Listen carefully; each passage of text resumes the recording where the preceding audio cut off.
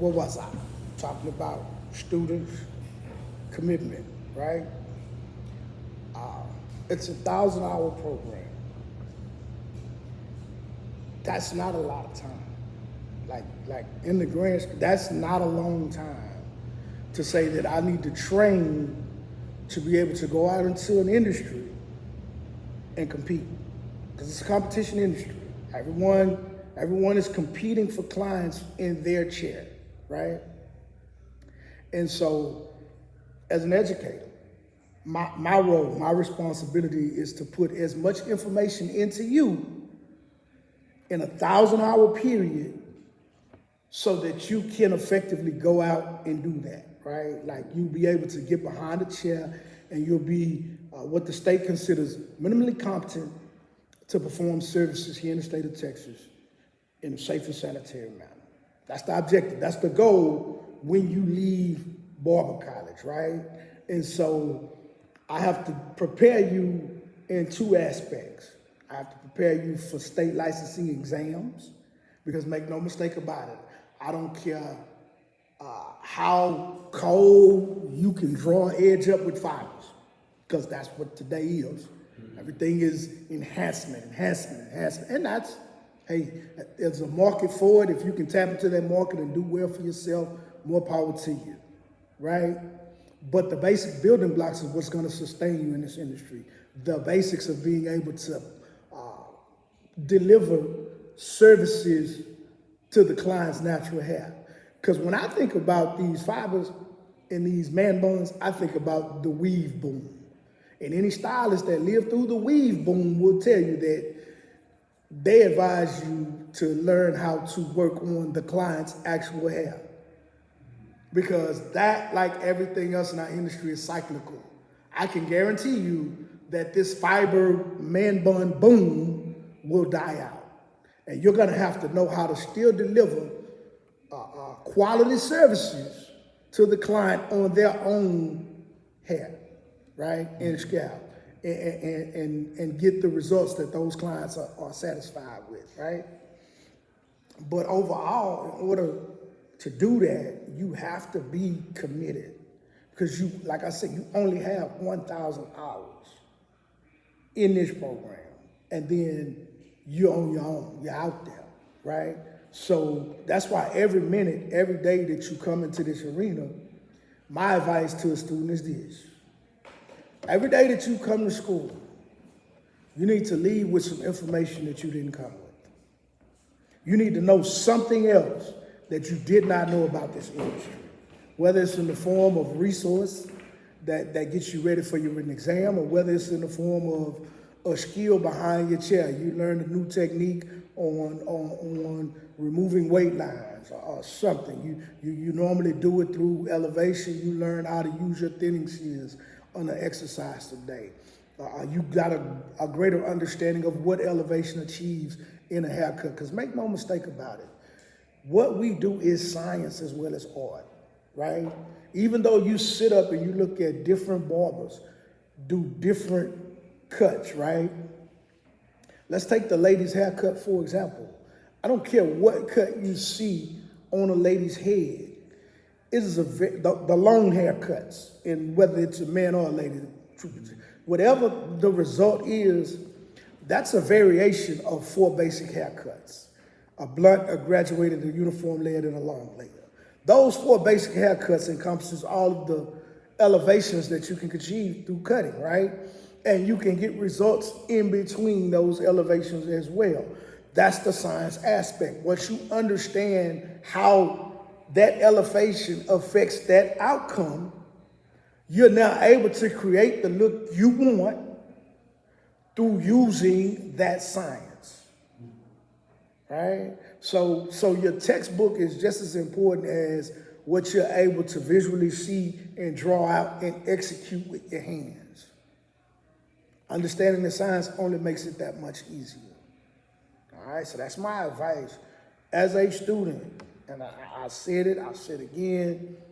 Don't expect me as your educator, because how would you feel if you showed up to school every day and I was late? You had to wait for me outside the building. But as a student, it's okay for you to show up late, right? Right? How would you feel as a student if you showed up to class for theory on time, but I wasn't here in class prepared to present the lesson to you? But it's okay for you to walk in class 20 minutes late. You see? See? So understand that as an educator, there have been times in my career where I allowed that aspect to, affect me, because it's like, come on, man, I'm giving you everything I have, but you're not giving me everything you have. So I believe I've evolved as an educator in that I'm going to continue to give all I have. But if you're not willing to give yourself all you have, I will not allow it to affect me. I care, but I can't care more about you than you do about yourself. And don't expect me to believe that you're dedicated to a lifetime of service in an industry that you can't even dedicate 1,000 hours to. So miss me with that. That's kind of where I'm at with it. But based on what I've built, my resume, and I don't talk about it much, but understand this about me in this industry. There's not many barbers that have my resume. They're not, if any. Okay? Shop owner, successful shop owner, right? PSI exam rater, which means once you come in and take your exam, all right, I am that guy that's grading you. That insight is what helps me prepare you, right? So I know what is expected when you come in and take your exam, right? So I know, and this is just exam purposes. I still need to prepare you for behind the chair, because I understand, I also had the behind the chair experience. And I'm confident that I can go into any arena, any shop in America and succeed and work alongside any barber in America. I'm confident that I have the basic building blocks to our industry, even if it's an area that I have not thrived in. I'm confident that I can walk into that arena, and because I understand the basics of hair, right? The science of hair, what it is that hair is, how to analyze it for the characteristics that it possesses. Because understand that all hair is exactly the same thing. Keratinized protein, made up of amino acids, made up of elements, carbon, oxygen, hydrogen, nitrogen, and sulfur. Everyone's hair is that. Everyone's hair possesses the characteristics of natural color through the melanin, pheomelanin or eumelanin, right? Every person's hair has the characteristic of porosity, its ability to absorb moisture. Every person's hair has the characteristic of elasticity, the ability to stretch or not. Now, there may be hair with very little to no elasticity, right? Straighter wave patterns, right? But that characteristic is analyzed. It matters on everyone's hair, right? Everyone's hair has a characteristic of texture. It's just different from one hair to the next. Understanding those sciences, right? How they apply to the hair, how they affect the particular services that we perform. Everyone's hair has a density, right? Number of hairs per square inch on the scalp. You just on Saturday worked with fine, very low density hair. What does that mean about that hair? What did you learn? What did that tell you? What did you see? What did you get out of that experience? You have to be real careful with that type of hair and, go with bigger guards. Because the closer you got, what happened? The shorter it appeared to be, because it was very fine and it was not dense. This hair, the scalp was exposed on this hair at 1/2 inch to 1 inch long. It was that fine and that low in density, right? But I understand that scientifically, so now I know to get the look that my client wants. She doesn't want her hair to look bald. I need to leave this hair longer, right? That's the lesson in that, and that's how the science applies to what we do. All right? So I learn these things. Learn these things. Shaving, we're in the shaving chapter now, right? I know that those same characteristics exist on bearded hair. That texture exists. And if I'm working with a coarse, heavy beard, I know I'm gonna need to do, the science teaches me that I'm gonna have to do what to prepare that beard for shaving.